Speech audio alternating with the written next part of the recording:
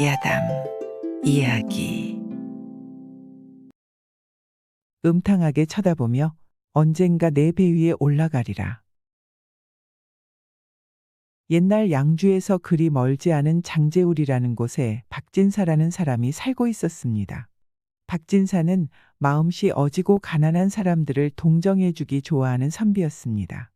그런데 그의 사촌 동생은 천하에 없는 날치기꾼이었습니다. 하루는 물건을 잔뜩 지고 인 중년 부부가 박진사네 집을 찾았습니다. 진사님 계시옵니까? 누구신지 들어오시오. 여쭙기 황송하오나 저는 샘물둥치에 사는데 진사님 댁에 의지하여 잔명이나마 보존하려고 찾아왔소이니 살펴주시옵소서. 박진사가 내다보니 그들의 옷은 남노하기 그지없었고 얼굴은 살이 쑥 빠져 광대뼈가 드러났고 눈은 한치씩이나 들어간 것이 여간 힘들어 보였습니다. 그런 사람들이 자기를 의지하려고 찾아왔다니 박진사는 하인을 불러서 쪽방을 내주라고 분부했습니다. 이튿날부터 그 사내는 백정지를 다니었는데 그의 성이 리가라 모두 그를 리백정이라 불렀습니다. 때는 섣달 금음께라 여기저기서 소를 많이 잡았는데 리백정은 그런 곳을 찾아다니며 소를 잡아주고는 살고기를 한 칼 썩둑 베내어 이건 박진사님께 드릴 것이다. 라고 하며 꼬챙이에 꿰놓곤 했습니다. 그러나 사람들은 리백정이 박진사네 집에 유숙하고 있다는 것을 아는지라 누구든지 감히 말을 못했습니다.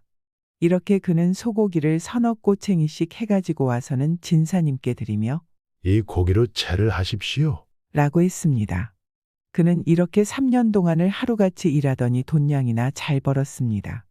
4년째 되던 섣달 금음날 리백정은 고기 한 줄을 잘 마련한 후 술을 받아가지고 박진사가 있는 사랑방으로 들고 갔습니다.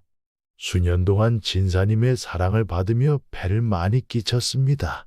내일은 고향으로 돌아가야겠기에 약소한 술이나마 올리려고 들어왔습니다. 이튿날 그는 박진사와 고별하면서 한번 꼭 찾아오십시오. 라는 말을 남겼습니다. 그때 박진사의 육촌되는 이가 서산군수로 있었습니다. 박진사가 육촌을 만나보러 가다가 괴산을 지나게 되었는데 그때 그는 자기 집에 와 있던 리백정이 생각나서 그를 찾아갔습니다. 리백정은 박진사를 반갑게 맞아주었습니다. 리백정네 집에서 며칠 묵은 박진사가 떠나려 할 때 리백정은 그럼 돌아올 때 꼭 들려 쉬고 가라고 열당부나 하였습니다. 박진사가 육촌 동생네 집에 가서 놀고 돌아오는 길로 괴산에 이르니 웬 하인이 그를 붙잡고 인사하는 것이었습니다. 눈여겨보니 그는 리백정의 머슴이었습니다.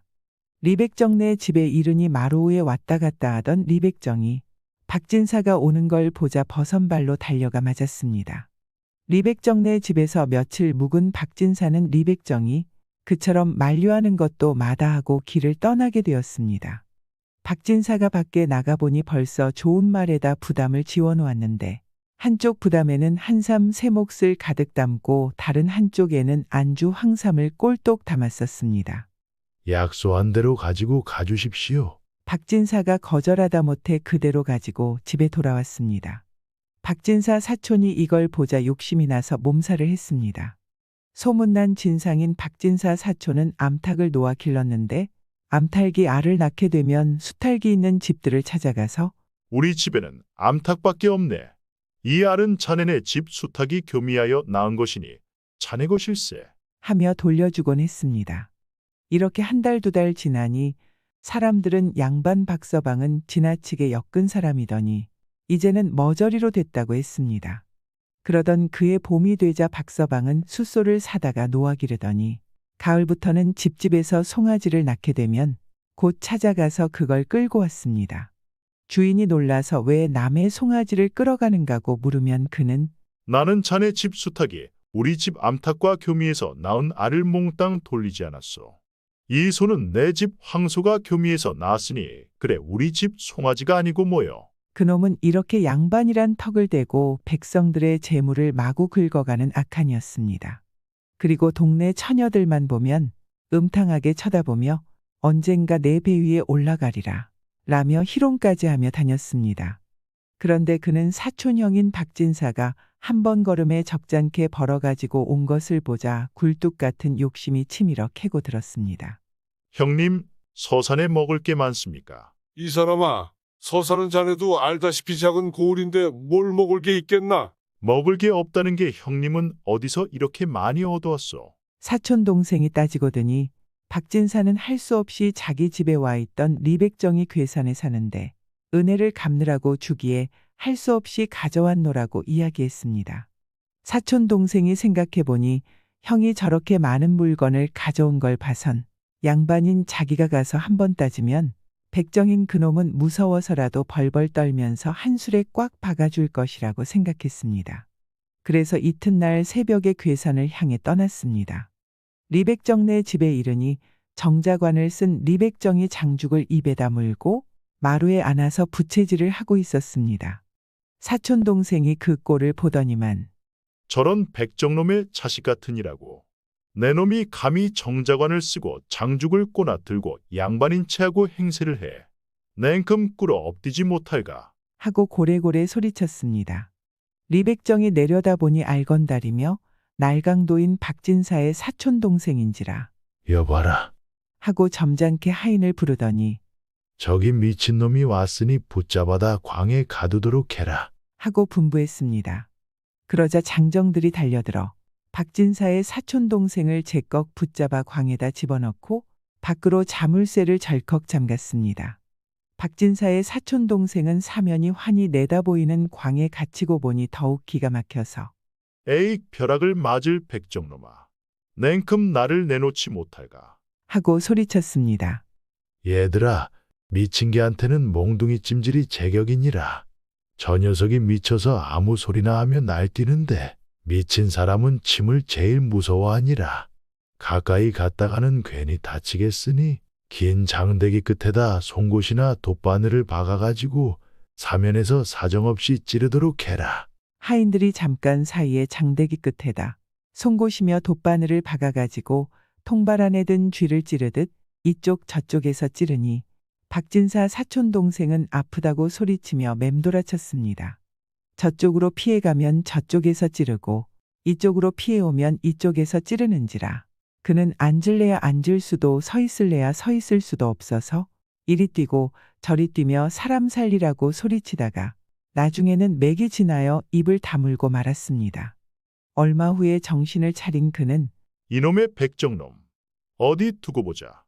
양반을 괄시한 내 놈을 껍질을 벗기고 삼족을 멸하도록 서산군인 조카한테다 고발할 테다. 하고 욕을 퍼부었습니다. 그러자 사방에서 또 침으로 찌르자 그는 끝내 실신하채 입을 봉하고 말았습니다. 그제서야 리백정은 이제는 저놈의 정신병이 떨어진 모양이니 내도록 해라. 하고 호령했습니다. 박진사 사촌 동생은 아픈 것도 있고 다리야 날 살리라 하고 달아났습니다. 이리하여 남의 재물을 톡톡히 털어가려던 양반은 미친놈으로 몰려 물매만 맞고 쫓겨나고 말았습니다. 박진사의 사촌 동생은 그 길로 서산군수로 있는 조카를 찾아가서 상놈인 백정한테 괄시당한 억울한 사정을 상소했습니다. 자기 삼촌이 백정놈한테 미친 게 몰리듯하고 온몸이 성한데라곤 없이 벌집이 된 것을 제 눈으로 본 서산군수는 형방을 불러 백정놈을 당장 잡아오라고 했습니다. 형방이 라졸과 함께 박진사 사촌 동생을 앞세우고 백정네 집에 와서 보니 그 백정이란 사람은 바로 동방급제하여 진사가 되고 후일 판서까지 지낸 리대감이었습니다. 형방은 박진사 사촌 동생을 보고 눈을 편히 뜨고서도 태산을 몰라본 미친놈이라며 눈이 빠지게 욕을 하고 나서 귓뺨을 이리 치고 저리 쳤습니다. 그 바람에 개잡은 포수처럼 우렁거리며 왔던 박진사 사촌 동생은 또 뺨을 맞고 말았습니다. 리대감이 임금의 포악한 행실에 불만을 품고 병을 핑계로 고향에 내려와 있다가 살림이 하도 구차해서 가짜 백정 노릇을 한 걸 알길 없는 박진사의 사촌 동생인 알건달은 이와 같이 리대감의 재물을 빼앗으려다가 그만 객골망신을 당하고는 내빼고 말았다 합니다. 구독과 좋아요, 알람 설정은 사랑입니다.